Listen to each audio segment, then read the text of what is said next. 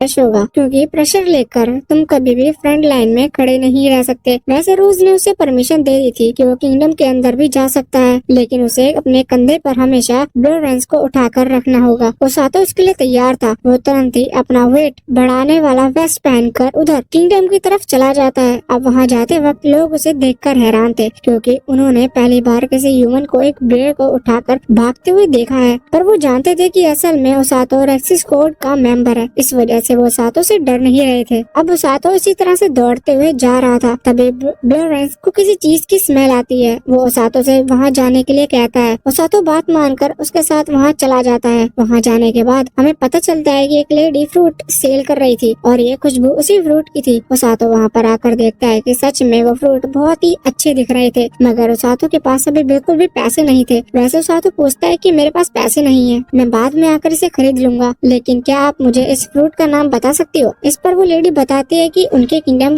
के signature fruit है। इसका मतलब ये वहाँ पर बहुत ही ज्यादा फेमस है और इनका नाम वो नहीं बताती। वो बस कह देती है कि उसे हर दुकान पर मिल जाएंगे। अब ओसातो ये भी पूछता है कि वो क्या एक बड़े से भालू को लेकर दौड़ रहा है, फिर भी उसे उससे डर नहीं लग रहा, इसका क्या कारण है? तो वो लेडी बताती है कि ऐसा इसलिए है क्योंकि ओसातो ने रेक्सिस कोड के कपड़े पहन रखे हैं। वो जानते हैं कि ओसातो रेक्सिस कोड से है और पहले भी कई सारे लोग यहाँ पर रेक्सिस कोड से ही इसी तरह की ट्रेनिंग करते हुए मिले हैं, और वैसे भी वो इतने खतरनाक दिखते हैं कि ओसातो उनसे ज्यादा खतरनाक नहीं दिखता। इस वजह से कोई उससे डर नहीं रहा है। अब ओसातो वहाँ से जाने लगा था, लेकिन तभी वो लेडी ओसातो को एक फ्रूट ऑफर करती है। वो ओसातो को वो फ्रूट फ्री में दे रही थी। ओसातो उसे ले लेता है, लेकिन ओसातो उसे टेस्ट नहीं कर पाता क्योंकि ब्लोरेंस ने उतना ही उसके हाथ को बाइट कर लिया था। यहाँ पर वो फ्रूट के साथ ओसातो का थोड़ा सा हाथ भी बाइट कर लेता है, पर इसके बाद ओसातो ने उसे हील कर लिया था और इसके बाद ओसातो फिर से ब्लोरेंस को लेकर वहाँ से आगे बढ़ गया था। यहाँ पर हम देखते हैं कि अभी उस लेडी के पास एक गर्ल आती है जो कि असल में उनकी असिस्टेंट है। वो यहाँ पर ओसातो के बारे में पूछती है कि आखिर ये लड़का कौन था, तो वो ओल्ड लेडी बताती है कि यह रेक्सिस कोड का मेंबर है। यहाँ पर वो गर्ल ओसातो में थोड़ी इंटरेस्टेड लग रही थी। वैसे इस तरफ ओसातो भागते हुए सोच रहा था कि क्यों ना वो अपने दोस्त इनुकामी और काजुकी से मिलने के लिए जाए, क्योंकि वैसे भी वो किंगडम के अंदर घूम रहा है। अब इस पर ब्लोरेंस भी हाँ करता है, जिसके बाद ओसातो तुरंत ही किंगडम के पैलेस में की तरफ भागने लगा था। तभी हम देखते हैं कि लड़का जो कि ओसातो को देखकर शॉक था और समझ गया था कि असल में ये रेक्सिस कोड का मेंबर है। वो तुरंत ही ओसातो के पीछे भागने लगता है, पर वो ओसातो को कैच नहीं कर पा रहा था, लेकिन ओसातो उसे नोटिस कर लेता है। वो पीछे मुड़कर देखता है तो वो लड़का थक चुका था। इस वजह से ओसातो उसके पास जाता है और उसे हील करता है। वो लड़का बताता है कि ओसातो के कपड़े देखकर वो समझ गया था कि ओसातो रेस्क्यू स्क्वाड का मेंबर है, इस वजह से वो उसका पीछा कर रहा था। हमें जानने को मिलता है इस लड़के का नाम ओरगा है और असल में ये भी एक हीलर है, जिसकी बात रोज कर रही थी। अब यहाँ पर ओसातो पूछता है कि तुम यहाँ क्या कर रहे हो? मतलब ओसातो तो रोज से ट्रेनिंग ले रही है, फिर ये लड़का यहाँ पर क्यों है? ये ट्रेनिंग क्यों नहीं ले रहा? तो इस पर ये लड़का बताता है कि ये और इसकी बहन रोज की ट्रेनिंग पूरी नहीं कर पाई थी, क्योंकि वो ट्रेनिंग पूरी करना इम्पॉसिबल है। असल में इसकी बहन भी एक हीलिंग मैजिशियन है और इसके पास भी हीलिंग पावर है, और इसके पास भी उसकी बहन यहाँ किंगडम के अंदर एक क्लिनिक चलाती है और सभी को हील करती है। अभी ओसातो ये देखकर शौक था, आखिर ओरगा एक हीलिंग मैजिशियन है, फिर वो खुद को हील क्यों नहीं कर सकता? तो यहाँ पर ओरगा बताता है कि वो खुद को हील नहीं कर पाता, लेकिन वो किसी और को हील कर सकता है। ये सुनकर ओसातो थोड़ा सा शॉक था। वैसे यहाँ पर ओसातो बताता है कि रोज ने उसे वॉर के दौरान फ्रंट लाइन में रहने को कहा है, मगर ओसातो को डर लग रहा है कि वो सच में इस लायक है भी कि नहीं। अब ओरगा कहने लगता है कि हाँ, ये बहुत बड़ी जिम्मेदारी है। ओरगा बताता है कि एक वॉर के अंदर सबसे ज्यादा खतरा सिर्फ दो लोगों को होता है, एक तो वो जो कि नाइट्स और एक वो जो कि मैजिशियन है। अगर उनके ऊपर हमला हो जाए, उन्हें चोट लग जाए, तो उनके बचाने का तरीका नहीं बचता, वो बस वहाँ पर मरने का इंतजार करते रहते हैं। ओरगा ओसातो से कहता है कि ये बहुत बड़ी जिम्मेदारी है और रोज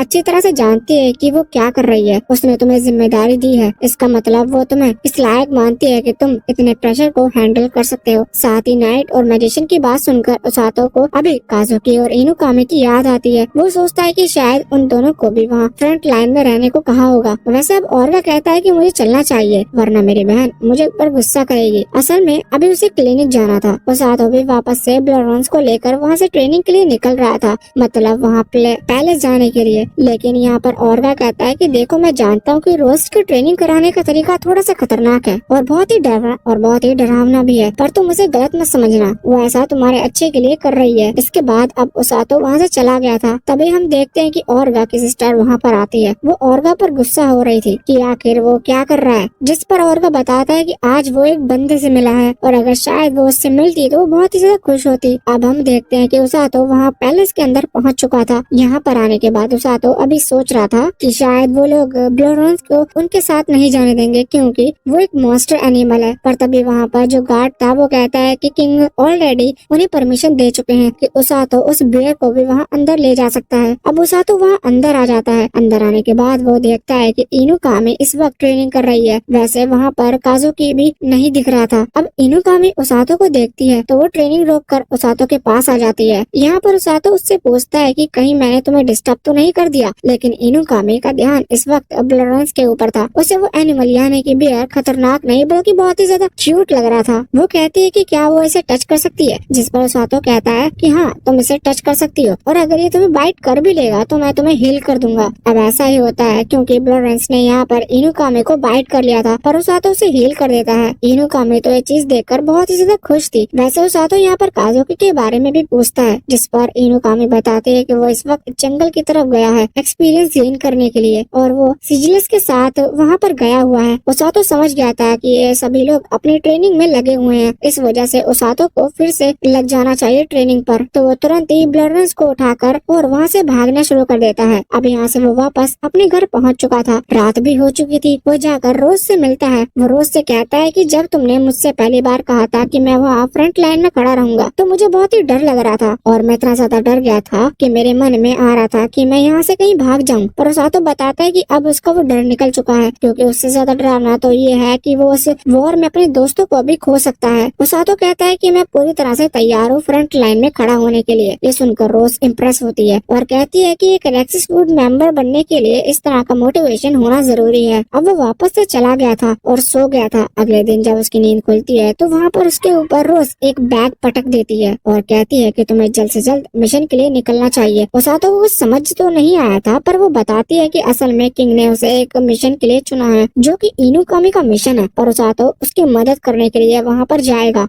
अब यहाँ से सीन चेंज होता है और हम अगले दिन का सीन देखते हैं जहाँ रोज और उसातो निकल चुके थे इनुकामी के पास। वैसे इस वक्त अभी उसातो ब्लोरेंस को अपने सर के ऊपर बिठाकर ले जा रहा था। रास्ते में उसातो रोज से कहता है कि आखिर मुझे इनुकामी की मदद करने के लिए क्यों नहीं चुना गया, जबकि वो काजुकी को भी तो चुन सकते थे, वो तो मुझसे ज्यादा ताकतवर है। इस बार रोज कहती है कि हाँ पहले उसे ही चुना गया था लेकिन इनुकामी ने मना कर दिया क्योंकि काजुकी अभी अभी जंगल से आया है अपनी ट्रेनिंग खत्म करके। ऐसे में फिर से जंगल की तरफ जाना उसके लिए सही नहीं होगा। उसातो को ये भी जानने को मिलता है कि उसे स्पेशली यहाँ पर बुलाया नहीं गया था बल्कि किंग ने कहा कि अब तुम जब अकेले जा रही हो तो वहाँ पर बहुत ज्यादा खतरा हो सकता है, ऐसे में तुम्हें एक हीलर की जरूरत होगी। इस वजह से वहाँ उसातो का नाम बीच में आ गया और अब इनुकामी एक बार किंग को मना कर चुकी थी कि वो काजुकी को नहीं ले जा सकती, इसलिए दूसरी बार किंग को मना करना सही नहीं होगा। इस वजह से वो हाँ कर देती है। अब कुछ देर बाद हम देखते हैं कि रोज और उसातो वहाँ इनुकामी के पास पहुँच चुके थे। इनुकामी उसातो को देखकर थोड़ी सी शॉक थी क्योंकि उसे नहीं पता था कि जो हीलर उसके साथ जाने वाला है वो उसातो है। वैसे यहाँ पर वो इस वक्त इस बात से खुश थी कि अब वो ब्लोरेंस के साथ और ज्यादा खेल पाएगी।